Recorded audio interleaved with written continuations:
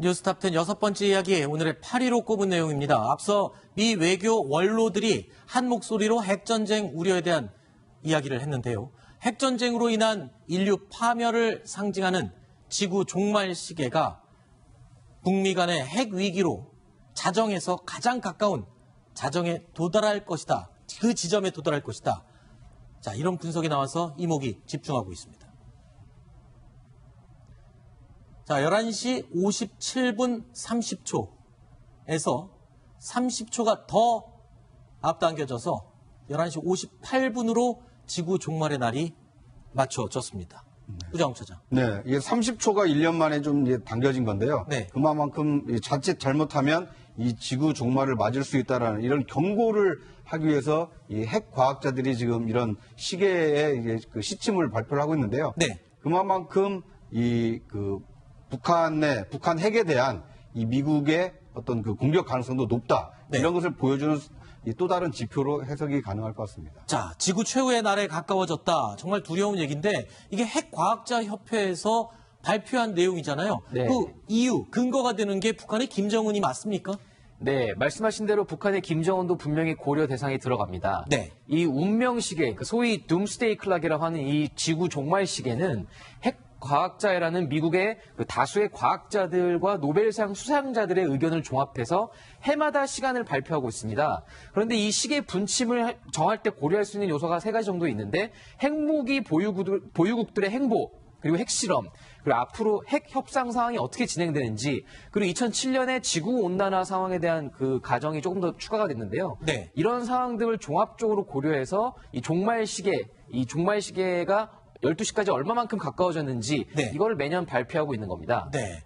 그러면 이 시계가요, 이 기종국 시장님, 이 상황에 따라서 더 늦춰질 수도 있고 빨라질 수도 있고 그때그때에 따라서 조정이 되는 건가 보죠? 만약에 미국이 북한에 대해서 선제 공격을 해서 네. 핵미사일체를 다 파괴하면 저기 한 5분 정도 뒤로 갈 가능성이 있습니다. 아, 그래요. 그러니까 한 7분 과거에 많이 이렇게 대탕트가 왔을 때는 네. 이게 한 7분 정도 뒤로 가 있었거든요. 네네. 현재 북핵 문제 때문에 현재 굉장히 이게 종말 시기가 앞으로 왔기 때문에 네. 만약에 북핵 문제 해결된다면 상당히 뒤로 갈 가능성이 있습니다. 네. 처음에 1947년에 이 시계가 생겼을 때는 이 12시 정각까지 가기 7분 전에 분침이 머물러 있었는데 네. 지금은 상당히 가까이 간 거죠? 그러니까 지금의 그 종말 시계의 시간은요, 1953년에 네. 미국과 소련이 이 수소폭탄 실험을 한 당시와 지금 시간이 똑같습니다. 네. 그러니까 당시에는 이게 미소 냉전 기간 아니었습니까? 그리고 네. 미국과 소련은 실제로 핵무기를 많이 보유하고 있었고, 양국이 핵전쟁을 하게 된다면 정말 지구 종말이 올 수도 있다. 이런 이제 위기의식이 있었는데, 네. 지금의 경우에는 이 북한의 핵 때문에 지금 종말 2분 전이다라는 것은 네. 미국과 북한은 이 동등한 국력이 아니지 않습니까? 네. 그러니까 자칫하면 미국이 북한을 때릴 수도 있는, 이게 네. 어떻게 보면 우리 입장에서는 굉장히 이 불리한 이 종말 시기의 좀 시침이다, 분침이다, 이렇게 볼 수 있을 것 같습니다. 결국 미국이 수소폭탄 실험을 했을 때와 같은 위협을 지금 김정은이 하고 있다. 이렇게 볼 수 있는 거군요. 1954년에 수소폭탄이 처음 등장했을 때 네. 전 세계 사람들이 굉장히 그 엄청난 위력에 충격을 받았는데요. 네. 그 충격만큼이나 지금 북핵 문제가 심각하다는 겁니다. 이 북한이라는 곳이 단순히 미국과 북한의 어떤 갈등을, 안보 갈등을 겪고 있는 그런 장소가 아니라 미국뿐만 아니라 미국, 일본, 중국, 러시아 이 가운데 네 개국이 핵무기 보유국이지 않습니까? 네. 즉 북한과 미국 자체의 충돌은 그냥 단순한 그 어떤 군사작전에서 끝날 가능성이 있는데 이 북한과 미국의 충돌로 인해서 주변의 네. 그 이해관계를 같이 하고 있는 중국이라든가 러시아까지 개입해서 그 세계대전으로 확전되는 그 트리거 역할을 할 수 있기 때문에 네. 그래서 지금 이 시간이 급격하게 당겨진 겁니다. 자, 지구 종말의 시간을 앞당긴 북한의 김정은, 이 종말의 시간을 앞당기느라 그동안 아버지 또는 할아버지에게서 물려받은 자금, 통치 자금을 지금 다 써버렸다. 빈털터리가 됐다. 미사일과 핵 개발을 위해서. 이런 이야기가 중국 소식통을 통해서 흘러나왔네요. 네, 현재 북한에서 진행되고 있는 그 전기 부족이라든가 네. 생필품이 부족한 그런 상황을 보면은 거의 다 소진됐을 가능성이 높습니다. 아하. 우리가 사실 유엔의 제재 이전에도 김정은이가 자기 아버지가 물려준 비자금을 너무 낭비하는 거 아닌가라는 네. 계산을 했거든요. 네. 그래서 했는데 아마 김정은이 자기 자신의 계산을 못했을 겁니다. 왜냐하면 네. 해외에 들어오는 돈이 항상 있었기 때문에 그러면 그걸 나중에 이제 다시 보충할 수 있다 생각했는데 네. 워낙 강력한 현재 유엔 제재 때문에 그게 보충이 안 되고 네. 거의 좀 소멸되고 가 있지 않나 이렇게 생각이 듭니다. 네. 그럼 뭐 앞서 이제 그 종말 시계가 2분밖에 안 남아서 굉장히 네. 좀 불안하다 이런 말씀을 드렸는데 네. 그런데 이제 1991년에 미소 냉전이 끝났을 때 네. 그때는 이 종말 시계가 17분 뒤로 이렇게 늦춰진 적이 있습니다. 그렇군요. 그러니까 지금 상황으로 보면 북핵 문제가 만약에 어떤 그 군사적 충돌로 가게 되면 정말 종말에 가까워질 수 있지만 네. 오히려 지금 이 남북 간의 어떤 대화가 그렇죠. 이 해빙 무드가 이 북미 대화로 이어져서 상당히 좀 진전이 이루어진다라면 네. 오히려 이 종말 시기가 좀 뒤로 갈 수 있다. 네. 어떻게 보면 우리의 선택권은 아니지만 네. 북한의 어떤 김정은 위원장이 네. 그런 점을 좀 염두에 둘 시점이 아닌가 하는 생각이 좀 듭니다. 부디 이 평창 동계올림픽 이후에 지금의 이 대화 분위기가 북미 대화로 이어지고 그리고 또 핵 포기까지가 너무 먼 길이라면 그 전에 뭔가 좀 핵 동결까지라도 한반도의 평화가 될 수 있는 그런 시발점이 됐으면 하는 그런 바람을 가져봅니다. 김정일 실장님 하실 말씀이 있을 것 지금 같아요. 세계인들이 북한의 핵무기 위협을 얼마큼 느끼냐 하면은 네. 이번에 그 밴쿠버 회의 때 네. 밴쿠버 회의 때 이 노르웨이나 스웨덴 이런 나라들은 어떻게 보면 거의 중립이거든요. 네. 그런데 노르웨이, 스웨덴이 그 우리 저 6.25 전쟁에 참전국도 아닌데 참여를 했습니다. 네. 덴마크까지. 그다음에 이태리도 참전국이 아닌데 이태리 참여했어요. 왜 네. 그러냐면 북한이 핵무기로 영국과 프랑스를 공격할 때 자기 나라 머리 위로 지나가거든요. 네. 그래서 자기들도 현재 위협을 느껴서 네. 현재 밴쿠버에 참여했단 말입니다. 네. 이거는 전 세계의 그 문명 국가들이 대부분 다 북한의 핵무기에 대해서 상당한 위협을 느끼고 있다는 것이 바로 그런 데서 우리가 알 수 있는 겁니다. 네. 자, 전 세계 여러 나라들이 걱정을 하고 있습니다. 지구 종말의 시계가 북한의 김정은의 이 핵 개발 때문에 정각까지 정말 1분 30초 남짓 남았다. 이렇게 이야기를 하고 있습니다. 그렇기 때문에 지금 우리가 남과 북이 진행하고 있는 평창 동계올림픽 아주 중요한 분기점이 될 것 같습니다. 부디 평화를 정착시키는 아주 큰 효자 역할을 했으면 좋겠는데요. 그래서 이 평화를 불러올 평창 동계올림픽 준비 상황 어떻게 되고 있는지 살펴보겠습니다. 다음 아이템으로 이어가겠습니다.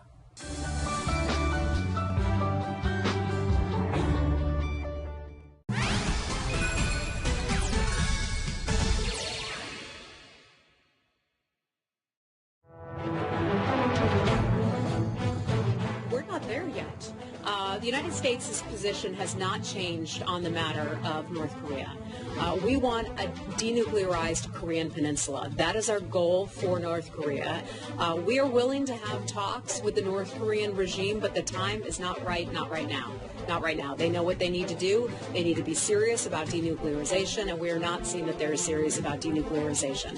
In terms of the Republic of Korea and also North Korea having conversations about the Olympics, we certainly would support those kinds of contacts and conversations. We think it's good to have conversations and be able to pick up the phone and have a conversation with your neighbor. We've done a very good job about training and preparing and doing forced deployment options and exercising and training in order to make the other side understand that this thing everybody's done is just get familiar with the geography, get familiar with the plans, and do some logistical preparation that's prudent. 자, 뉴스탑10 이번 순서부터는 김정봉 전 NSC 정보관리실장 그리고 이희루 자주국방네트워크 사무국장 두 분이 또 참여하겠습니다. 어서 오십시오. 자, 미 해병대 사령관이 한 이야기 들어보셨죠? 한 강연에 참석해서 한 말이었습니다. 북한을 향해 발언을 이렇게 했습니다. 예비 공격 내용 매우 구체적으로 언급했습니다. 좀 충격적인데요, 구자홍 차장. 네. 이 로버트 넬러 미 해병대 사령관의 얘기인데요. 이 북한과의 전쟁에 대비한 예비 계획을 진행 중이다. 이 미군은 한반도 지형 숙지를 포함해서 다양한 시나리오를 준비하고 있다라고 얘기를 했는데요. 네. 이 듣기에 따라서는 뭐 금방이라도 이 전쟁에 이 투입될 준비를 하는 거 아니냐. 네. 이런 관측이 나올 만큼 무시무시한 얘기를 했습니다. 네, 그러면 지금 로버트 넬러 사령관의 발언 배경, 자, 부대 전개 옵션 연습 도대체 어떤 내용을 말하는 건지 이희루 국장님 좀 설명을 해주시죠. 지금 미 해병대 사령관이 직접 언급한 내용입니다. 어떤 옵션을 준비하고 있는 건가요? 네, 전쟁이 발발하면은 그냥 주먹구구식으로 전쟁을 하는 것이 아니라 네. 미국이란 나라는 우리 지구 반대편에 떨어져 있지 않습니까? 네. 그래서 그 작전 계획에 따라서 모든 부대가 동시에 움직이는 것이 아니라 그 우선순위를 두고서 네. 일단 경보병, 공수부대 같은 그런 부대들이 먼저 들어오고요. 네. 그리고 그 다음에 이것으로 해결이 안 된다. 경장갑차 부대가 들어오고요. 네. 그리고 마지막으로 이거로도 전쟁 억제가 되지 않았다라고 하면 전차라든가 장갑차 같은 중무장을 한 그 부대가 들어오는데요. 네. 지금 이 표에서 보시면 부대 전개 옵션 방안이라고 해서 미 육군의 각 기능사령관들이 네. 들어와 있습니다.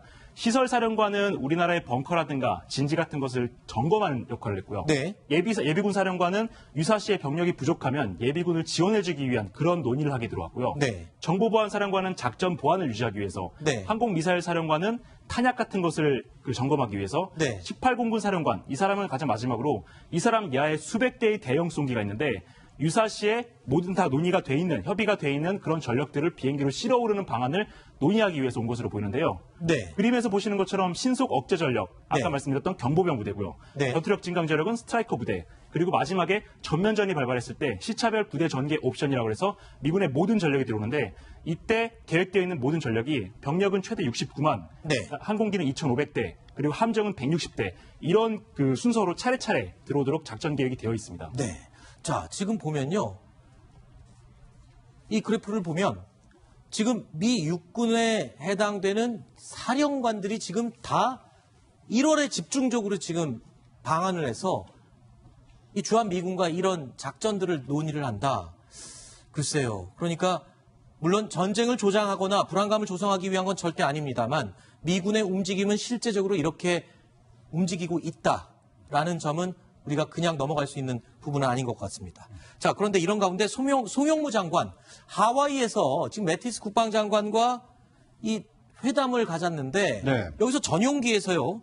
또 매티스 장관이 군사적 옵션을 우리 송영무 국방장관에게 직접 언급을 또 했다고요. 그렇습니다. 매티스 국방장관이 한국 방어를 위한 군사적 옵션은 항상 준비되어 있다라고 얘기를 했습니다. 그러니까 군사적 옵션이 준비되어 있다는 얘기는 지금은 어떻게 보면 우리나라는 남북 어떤 평창 올림픽을 계기로 해서 대화 국면으로 생각을 하고 있지 않습니까? 네. 그런데 미국에서는 한국 방어를 위해서 유사시에 방어를 위해서 군사적 옵션을 준비하고 있다. 그러니까 대화가 만약에 결렬이 됐을 때 네. 군사적 옵션으로 갈 수도 있다라는 이 가능성을 지금 열어놓고 있습니다. 그렇다면 실장님 어떻습니까? 지금 소영무 장관과 매티스 장관이 이 회담을 하면서 회동을 하면서 군사적 옵션에 대해서도 구체적으로 언급했을 가능성도 있는 건가요? 매티스 장관이 얘기한 거는 군사적 옵션의 준비가 끝났다는 얘기를 하고 있고요. 네. 아마도 송영무 장관하고 매티스 국방장관하고 그 사이에서는 네.